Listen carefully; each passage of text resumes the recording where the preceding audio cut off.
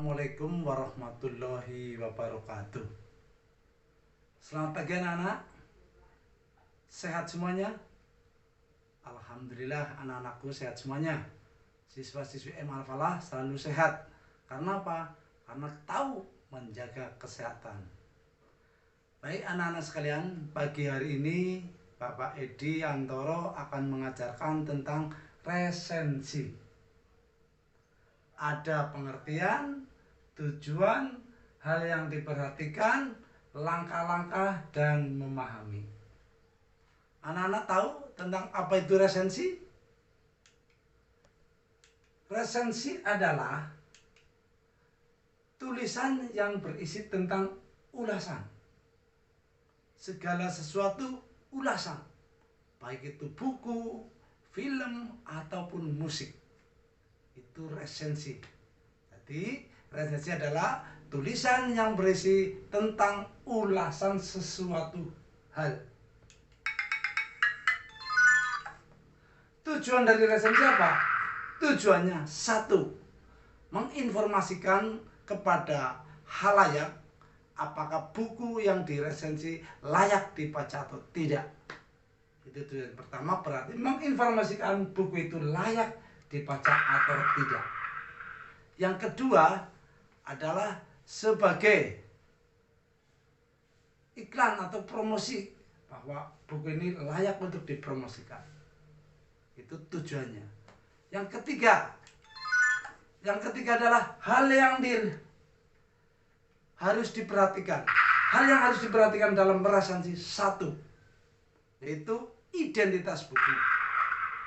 Identitas buku itu judul buku, pemilik, pengarang, ataupun tebalnya buku.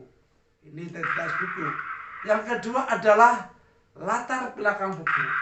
Latar belakang buku itu dari tema buku secara singkat.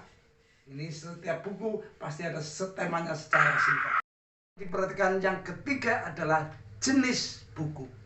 Buku itu fiksi atau non-fiksi. Paham? Baik, yang keempat adalah keunggulan dan kelemahan. Setiap buku bisa dilihat dari segi bahasa atau segi penulisannya. Pasti ada keunggulan dan kelemahan. Yang kelima, yaitu dari segi kelemahan keunggulan, segi fisiknya, sampul atau apapun. Sekarang yang terakhir, yang kelima adalah nilai sebuah buku.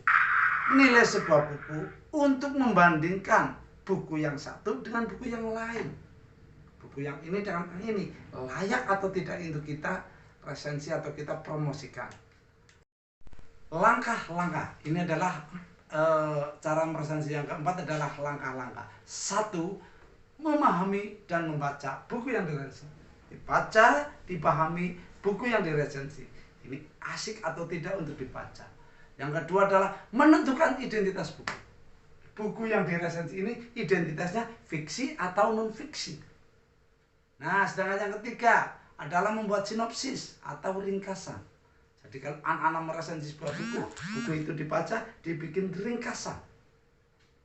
Jadi buku yang satu dengan yang satu diringkas, nanti anak-anak akan mengetahui. Dan sedangkan yang keempat adalah memberikan pertimbangan. Dipertimbangkan dulu buku ini dengan buku yang ini asikan mana, fiksi atau non fiksi. Sedangkan yang kelima adalah mengajak untuk membaca. Setelah anak-anak membaca, memahami, membuat sinopsis, mempertimbangkan, kalian anak-anak pasti bisa mempertimbangkan ini yang layak dibaca, ini yang tidak layak dibaca. Itu adalah langkah-langkah resensi yang keempat. Yang terakhir, memahami sebuah buku. Satu, baca kata pengantar. Setiap buku pasti ada kata pengantarnya. Yang kedua adalah lihat daftar isi. Setiap buku ada daftar isinya, dilihat bagaimana. Yang ketiga adalah baca ringkasannya. Setiap buku pasti di baliknya belakang ada ringkasan sebuah buku. Yang keempat adalah baca seluruhnya. Setelah membaca ringkasannya, baca keseluruhannya, disitulah nanti catat hal yang penting dari sebuah buku.